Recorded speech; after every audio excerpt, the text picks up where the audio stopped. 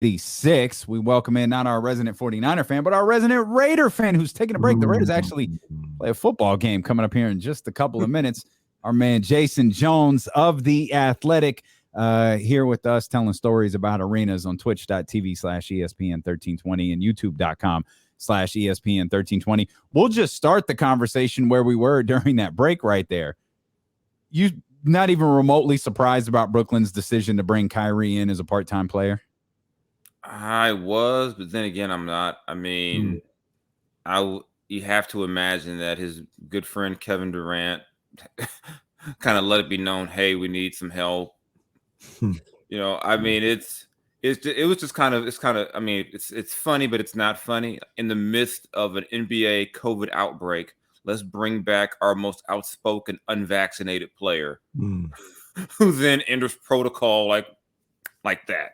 Like, shocking, it's just, I don't really even know what to make of the league right now with all this stuff going on. But you look at the numbers in the country, it's matching the country. And I guess people really got it in around Thanksgiving. I mean, it's just, I don't even know what to make of some of these games now. It's just, you get guys just getting signed, not from the G League. Like the G League showcase is now like the minor leagues. You just go down there and fly into Vegas, grab some players, and leave. Yeah, I mean, there's some stuff that we thought the bubble was crazy. What we're seeing now to me is crazier than the bubble. Well, what's even crazier about this, in my opinion, more than the bubble, is you're getting guys like Justin Robinson and all these G League guys and a starting lineups almost full of G League guys for games that matter. Like, these are all, like, you talk about the Kings, like, and maybe nobody else worries about the standings. They're just going to get in where they can. But Kings out here trying to make the playoffs, they don't have 8 guys out there. They played a game last night against the Spurs that really matters to them, and they had to give minutes to somebody. No disrespect to them, but they had to give minutes to somebody like Justin Robinson who got here 2 days ago.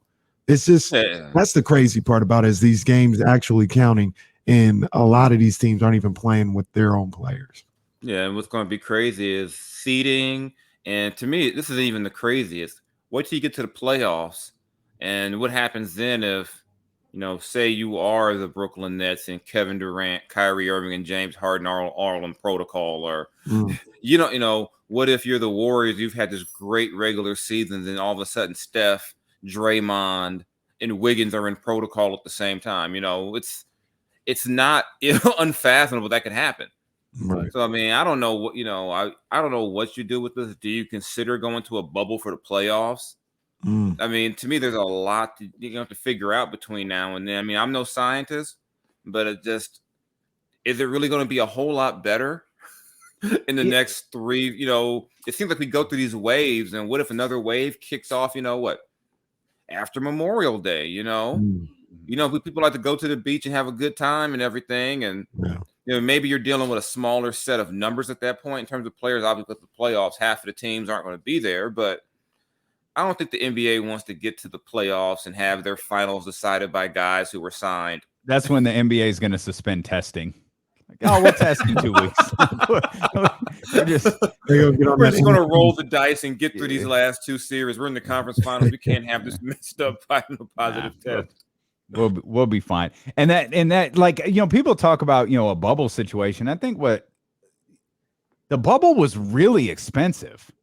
Yeah. Like it's not like it was just, hey, Walt Disney was able to shut down or whatever it was for a certain period of time. Like, that cost some bank for the NBA to pull off. And, LeBron, I don't know, he won the hardest championship ever there in the bubble. I don't think two things I don't think they're going back to, Jason, and I'm kidding. I don't think they're going back to the bubble. But do you think there's any chance they pause the season, stop the season, anything like that?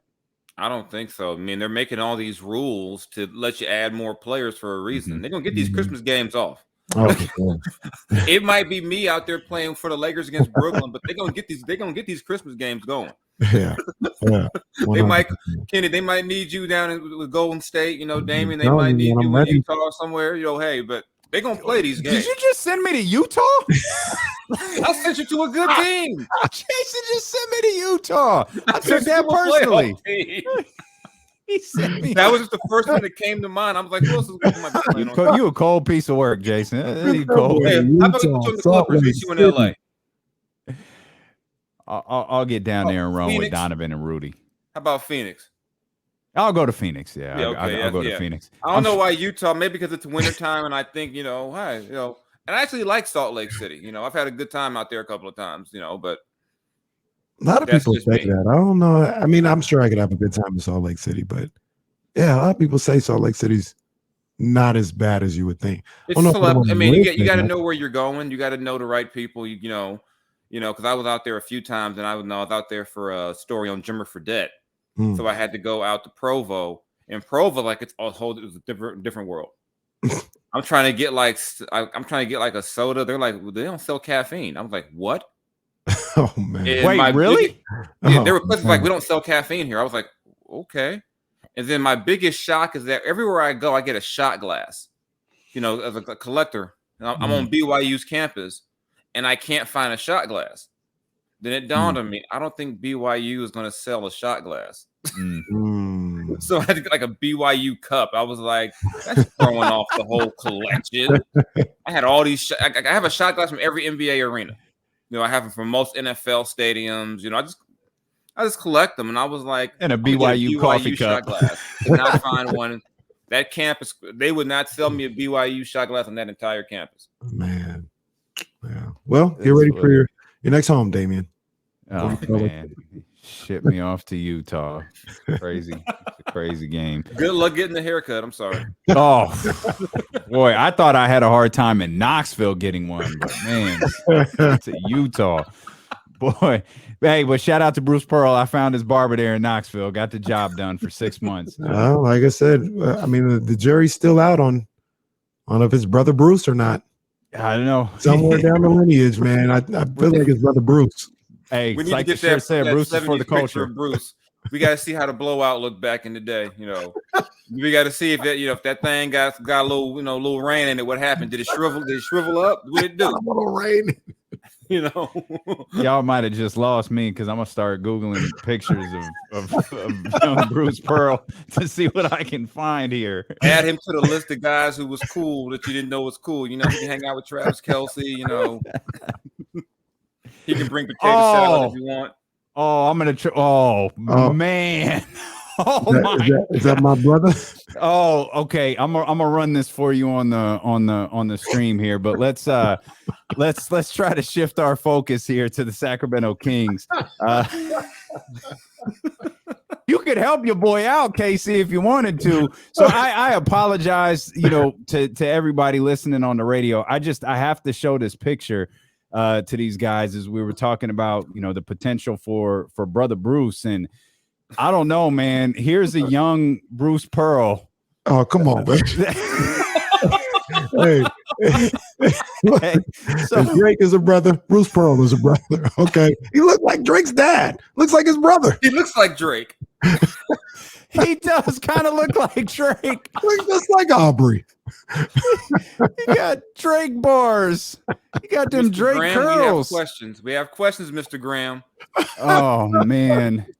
Kenny, get us to the Sacramento Kings, I mean, man. It's gonna be tough. It's gonna be tough, but I'm gonna try and do it. My brother Bruce is just out here styling and part Drake, part Lou Ferrigno. This is awesome.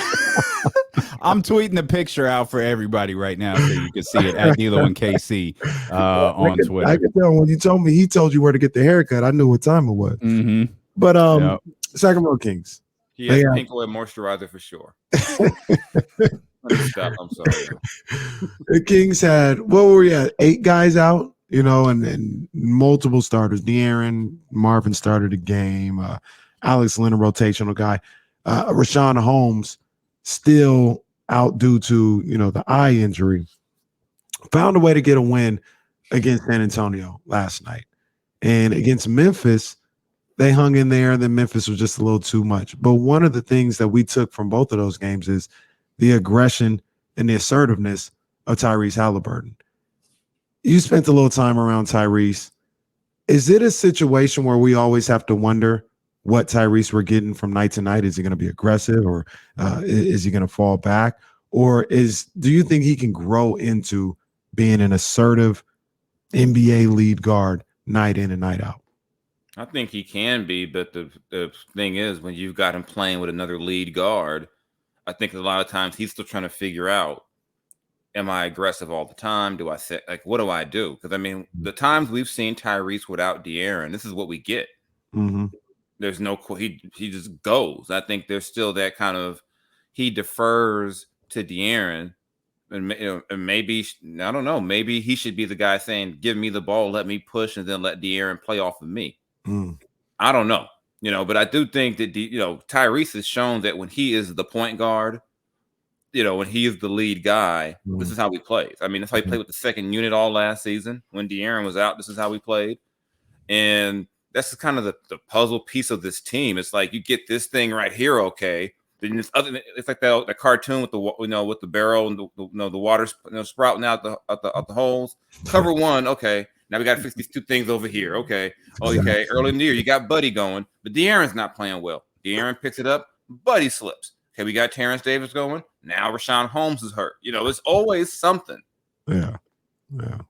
Can Tyrese and DeAaron play at their peak level, I guess, at the same time on the same floor together? Or are their games just not conducive to it? I think it's tough because if Tyrese is going to have the ball more, and DeAaron's not a shooter, and that's kind of the makes it tough to take the ball out of his hands more. It's that DeAaron's not a spot up shooter. I mean, Tyrese has shown he can be a 40% 3-point shooter.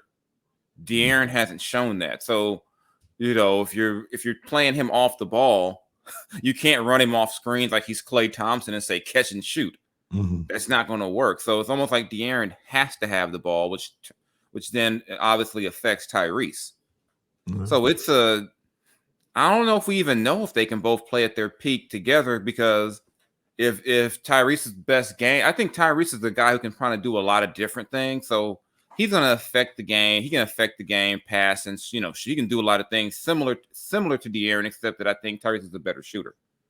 So you can take the ball from him more. It's just that's what made. I mean, if we go all the way back to 2018 with the whole Luka discussion, that was part of Vlade's pause to say, hey, if we get another dominant ball handler, what do we do with DeAaron? And unless DeAaron is going to start shooting the three, I'm not going to say Steph, but if he's like a 40, to that 40% range from three, it's hard to take the ball out of his hands a lot, because now the defense is saying, you know what, you're gonna put DeAaron over here on the wing to catch and shoot. We'll give you that all night. He hurts us with the ball in his hand. So taking the ball from DeAaron creates another thing you got to try to figure out. Yeah. Hey, I know you probably saw the clip of Moe Harkless and Buddy Hield on the bench after the first quarter. I don't think anybody here has a problem with that. I mean, not because it's Buddy or anything, but that's just what happens on teams, right? But is this something that happens routinely in practices, or maybe before Sean Cunningham was had his camera on the bench and we're just kind of seeing it for one of the first times? Or was it a shock to you like it was to some other people maybe? Oh, you mean a shock that someone would be yelling at Buddy about something? Yeah. No, it's not a shock at all. I mean, no, that's not even that's not even news that someone would get mad at Buddy. Like I said, somebody once told me about film sessions where every other time Buddy's saying my bad. It's like, so he's like my bad guy. It's like, we know you're trying hard, but what were you doing? And I mean, and I've seen this happen with Buddy and other guys. I mean, there was the game against the Knicks where I thought Harrison was going to stare a hole through Buddy. Just and it's just tricky because Buddy is so animated and so talkative, but then guys are like, oh, it's just Buddy talking. It's like if people complain about the defensive communication, Buddy communicates the whole time. I don't think they want to necessarily listen to him, but Buddy's talking. So, but he's just saying words. He's not communicating. He's just saying a bunch of words. Okay. I mean, see, I wasn't trying to have the let's jump on Buddy's. Well, no, I'm just saying, like, if we keep talking about communicate, like, what's the line you use? But that's kind of my point too, though. Yeah, he's talking, but guys are kind of like, oh, that's just Buddy. You know, and that's just kind of, I mean, it's just trust me, a lot of guys, you know, have either yelled, glared at Buddy repeatedly. I mean, we happen to get one on camera, but it ain't the first time. It won't be the last. Trust me. This has been as long as Buddy's been with the Kings, there have been moments like this. I mean, and I don't think it's anything where you panic and go, oh my God, there's tension. I mean, guys get mad at Buddy as they do with each other. I just think sometimes with Buddy, it's Buddy. So guys are like, you know, I think when you have a guy like him who's always talking, you got to talk back. Like they tell him, you never stop talking. And everybody will tell you, whether it be practice, the team flight, Buddy does not stop talking. Hey, and I actually thought it was a good thing yesterday, and we haven't talked about this side of it, but for the most part, like it's not like they got in each other's face or anything. For the most this wasn't part, Dwight and Anthony Davis or anything like that. Right, right. Buddy took it and hopefully applied it. Like he didn't create even more of a scene or nothing like that. Moe said what he said. Buddy said what he said to the assistant, and they kept it moving. And hopefully they handled it like that, got it out, and those things that were being argued about were applied. But I didn't see any problem with it at all. Like not even to me, it was no big deal. Or anything. Just that's what teammates need to do from time to time. Yeah, to me, it was no big deal. And like, well, you know what? When you're the Kings and as much as you struggled, somebody should be mad. I mean, and just in terms of basketball, if you're the Kings, you don't have a bunch of reasons to walk around all chipper like, yay, look at us. We're like 10th or 11th. Yay, we're 5 games under. Yeah, there should be frustrations boiling over. I mean, it's a tricky thing because people will say this team no one cares. And then someone shows they care like that. It becomes, oh my God, he yelled. No big deal. I mean, it wasn't like they fought. And you know what? But the way Buddy operates, that's not going to stop Buddy from doing anything. He'll hear it, you know, he'll be like, you know, okay. And then he'll go back to being Buddy. He'll still be chatty or whatever, but it's definitely not a big deal, you know. And from what I know about that team, those guys really respect Moe. He's like one of the like a big brother type. Yeah. And a lot of times, as somebody told me, they don't want to let him down, so just because he's like a big brother to a lot of them. So there's that, you know, this won't be out. We won't be seeing some story in a week about sources, Hield and Harkless. And look, Moe doesn't really do that often either. Like he's usually pretty reserved. Like he don't. Yeah, so it had to be something pretty important for Moe to go there. Yeah. You're listening to D-Lo and KC on ESPN 1320 KIFM West Sacramento and Odyssey Station and driven by Lashers, Elk Grove Dodge. Jason Jones of The Athletic here with us. And we've always heard this is a pretty, despite all of the losing and the frustration and the talking and all of this is a pretty tight-knit group, isn't it? Yeah. I mean, you know, like I said, that's probably maybe one of the people would argue that they're too tight-knit, why you maybe need to break them up. That maybe they're just content with how they are. I mean, I've heard that argument, but yeah, this is not a group that has a lot of contention. Even when the stuff was going on with Marvin's dad tweeting or whatever, that wasn't a thing where the guys were like, "Oh, we got to go, deal with Marvin about this." I mean, it's a group that, I mean, from everything, they genuinely like each other. You know, it's not maybe, like I said, you could argue maybe they need a little more tension in there. Maybe there needs to be a guy who's in there who kind of plays that Shump role a few years ago, who will go in there and, set things on fire, figuratively, not literally. Somebody get mad and say I said Shump set something on fire. But, maybe you need another guy like that, But, yeah, generally, these guys this has been a group that has liked each other, got along pretty well. You have your ups and downs, but nothing to the point where you ever think these guys, like, hate each other or anything like that. Do you have any idea when we might see some of these Kings back? I kind of tried to use the Bulls timeline as, a little bit of a guide. I think they probably started getting hit hard around Sunday or Monday. They missed the game Tuesday, missed the game Thursday, ended up playing last night. So you're looking at like 7 days. And I don't even know if they had all the guys back. They just had enough to play.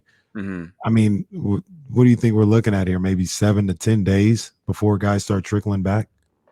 Probably, but you'd never really know. I mean, that's the way, remember when Alex Lynn first he tested positive for like 20-something days straight. Yeah, I remember that. Yeah, so, I mean, there really is no way to predict it. That's what makes this thing so crazy.